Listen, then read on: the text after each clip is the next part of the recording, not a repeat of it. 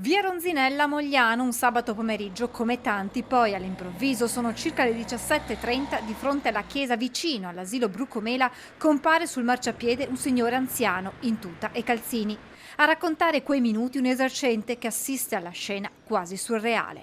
Questo signore che cercava delle persone e a un certo punto ha trovato una signora dietro dove ci sono le pompe del gas e l'ha tirata fuori e gli ha strattonato un po' la borsa e si sono messi a discutere, l'ha presa sotto braccio e si sono camminati verso la fermata dell'autobus e in quel momento che andava nella fermata dell'autobus è venuta fuori da dietro ai bidoni delle immondizie dell'asilo un'altra signora che è scappata in questa direzione qua, che poi si è messa al telefono e dopo 5 minuti è arrivata una macchina ed è salita su.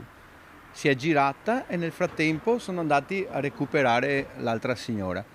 Qualche automobilista che sta transitando in quel momento tenta di intervenire.